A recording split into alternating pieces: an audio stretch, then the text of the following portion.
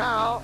I can't see who the Vancouver player is on the bottom. Lowry, I believe. It is David Lowry. Now as we see them pivot, a brief scrap with Lowry and Dale Howardchuk, I think it is. Who is the Winnipeg player? I don't think it's Howardchuk. No, it wouldn't be. I wouldn't imagine. Rooney, who's a big tough guy. That makes more sense. That's right. I'm sure Lowry talking to Howardchuk drew some reaction, and so Winnipeg had a tough guy out there to take care of Lowry, at least temporarily. So Rooney, of course, was picked up from Montreal for his toughness. Didn't play very much for the Canadians. And he scrapped with David Lowry. And they were both down on the ice, and my excuse is not knowing who they were. I couldn't see their numbers. And I was just in the middle. I think it's McBain. It is McBain. Smeel is still down on the ice injured. And McBain and Butcher are now in a fight along the boards near the Winnipeg bench. Butcher went right after McBain. Smeel ran McBain heavily into the board, and as Smeel started away from him, McBain chopped him down from behind with a two-hander in the back, and Butcher then went right after McBain, who now seems to be getting the best of Butcher in a fight as the linesmen move in to break them up. Now, there's no doubt in my mind that the referee did not see the chop by McBain to start with, but perhaps one of the linesmen did, so he should get a penalty out of this before it's all over, perhaps even a 5-minute one for intent to injure. McBain actually turned the stick over so that the point of the blade, if you can picture that, went right into Stan Smeal's back. Well, now they're guiding McBain off the ice to the Winnipeg dressing room. It might be a match penalty to McBain. Howardchuk comes over to argue with the referee McCurry. Now Smeal hit Bain a very hard check along the boards in the Vancouver zone. And as they came off the boards after the hit by Smeal, which appeared to be a cross-check on a rebound, or on a replay, I should say, a cross-check put Bain into the boards in a dangerous fashion. But then as Smeal started to skate away, McBain, while down on the ice, turned his stick over and then just chopped Smeal in the back with his stick. And in a replay, you don't even see McBain. You just see Smeal going down. The replay doesn't show it. Chop on Smeal with a stick. So McBain gets a match penalty for attempt to injure and a 5-minute fighting penalty for his scrap with Butcher. Butcher gets 2 for instigating and 5 for fighting. There's no penalty to Stan Smeal, and the Jets are arguing a bit.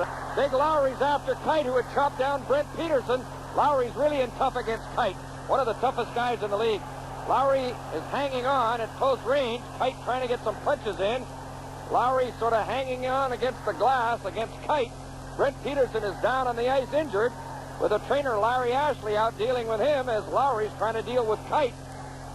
And so far he's gone in close and is hanging on. Now Kite is hammering his head against the glass as he's got him in an arm lock. And Lowry's shown a lot of courage going after Kite. He's smart to move in and hang on. Well, let's try to get in tight, but off the face-off, I thought it was Steen who turned around and chopped Brent Peterson. We'll have to wait for the replay to be sure, but it looked to me like right off the face-off, Steen turned around, got tied up with Peterson, turned around and chopped him right over the helmet, and down he went. Well, I didn't see that. I just saw Peterson down on the ice, and Lowry then went after Kite, assuming that Kite had done it, but assuming isn't the thing to do. And it's getting a little vicious out here now. The sticks are getting up high. Again, as soon as I saw the high stick, I checked the referee. I'm sure that he did not see the initial incident. No, it wasn't Kite. It was Steen, as the replay shows. The Winnipeg player just skating by as they were in the circle to the left of Reddick, and Steen appeared to high stick Brent Peterson, and Brent Peterson went down, and he's still down. Now, Steen had lost the face-off, and so the puck was back at the point. It looked like Levy was getting set to tee it up. Steen was obviously trying to get to Levy to block the shot. Peterson was doing some He was a good hockey player and can be tough, but sticks mostly to hockey. Don't have a disturber even like,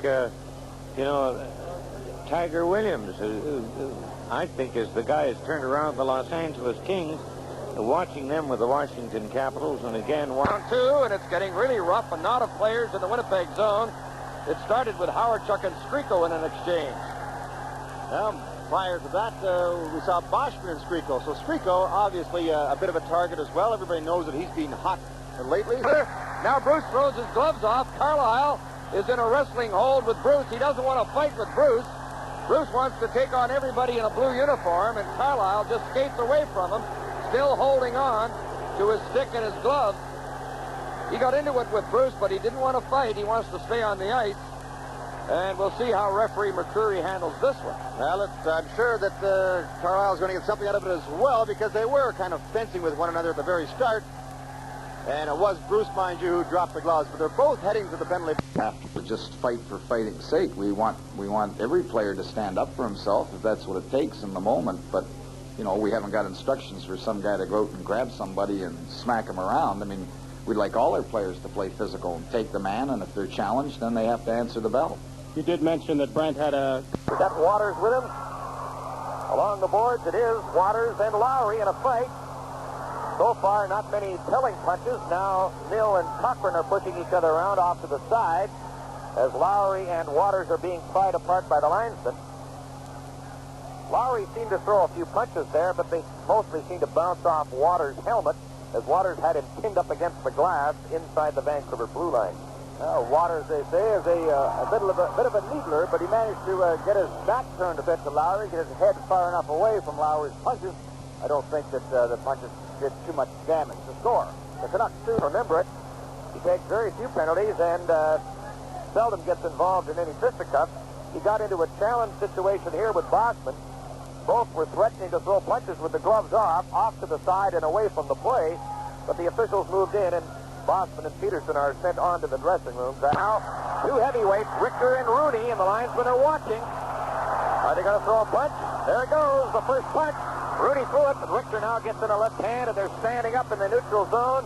Richter and Rooney, they go to the ice. And now Rooney, sort of on top, but to the side of Richter, tried to get in a couple of quick punches, but really there were no telling punches in a brief scrap between heavyweights Rooney and Richter. Now, that really started right down beside Richard Brodeur. The Canucks lost the face-off. Rooney went to the front of the net, and Richter did a great job of tying Rooney up. Rooney didn't like that. They talked to each other there, shoved a little bit, and then all the way up the ice, they talked to one another and jabbed a little bit before they dropped the gloves almost at the Winnipeg Jets blue line. Well, the two tough, big guys, both about the same size, and I don't think there were really any telling blows in their brief scrap. For the longest time, there were sort of